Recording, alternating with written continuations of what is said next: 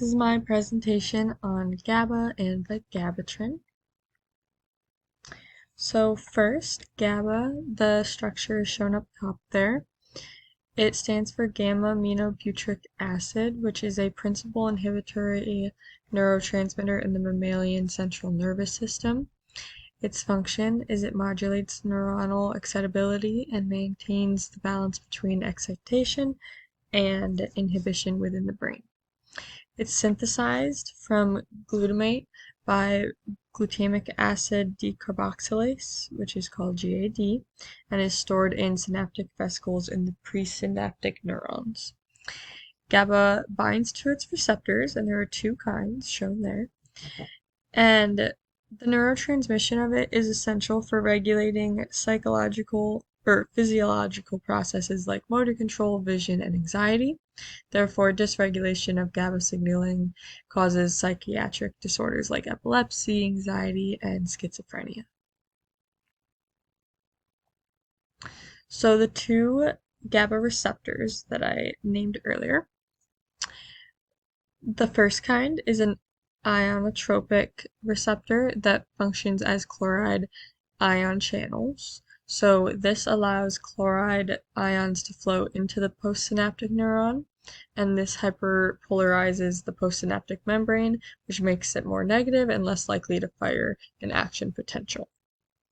The second kind of receptor is a metabotropic receptor that those ones work through G proteins to open potassium channels and close calcium channels. So this causes the potassium ions to flow out of the neuron, which hyperpolarizes it, and the closing of the calcium channels reduce the neurotransmitter release, and this contributes overall to the inhibitory effect, which reduces neuronal excitability.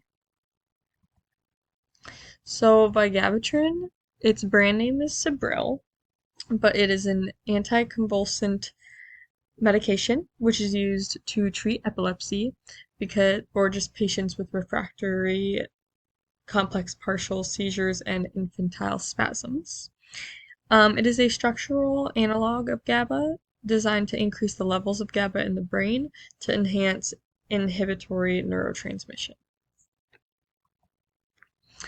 Its mechanism of action is that it binds irreversibly to GABA-T and inhibits its activity, and this prevents the breakdown of GABA, which leads to increased levels of GABA in the synaptic cleft, and higher levels of GABA enhance inhibitory neurotransmission, which stabilizes neuronal activity and prevents the hyperexcitability that leads to seizures. So by increasing GABA levels, vigabatrin enhances the inhibitory tone in the brain and reduces the likelihood of neuronal firing, which prevents the spread of abnormal electrical activity that characterizes seizures. So it's definitely a common way to treat seizures. This is the structure of vigabatrin, the bound structure and the other structure on the right. It's a simple molecule with a structure very similar to GABA, but it has a vinyl group attached to the gamma carbon.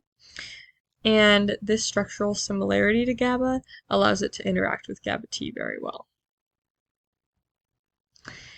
Its inhibition mechanism is that when it enters the brain, it is taken up by neurons and glial cells, and it binds to the active site of GABA-T, and that vinyl group I mentioned forms a covalent bond with a key amino acid residue in the active site, inhibiting the enzyme, and it prevents GABA-T from catalyzing the conversion of GABA to succinic semialdehyde, preventing the degradation of GABA, and with GABA-T inhibited, the concentration of GABA in the synaptic cleft increases, which leads to enhanced activation of the GABA receptors and promotes inhibitory neurotransmission and reduces the neuronal excitability.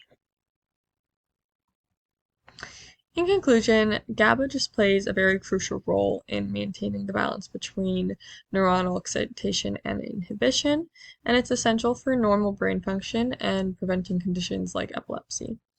GABA also exerts its inhibitory effects through the two receptors, reducing neuronal excitability by hyperpolarizing the postsynaptic neuron. And vigabatrin increases GABA levels by irreversibly inhibiting GABA transaminase, enhancing inhibitory neurotransmission and prevents seizures. Vigabatrin provides a valuable treatment option for refractory epilepsy and infantile spasms, and so this just overall highlights the therapeutic importance of targeting GABA metabolism to treat seizure disorders like these. And those are my sources.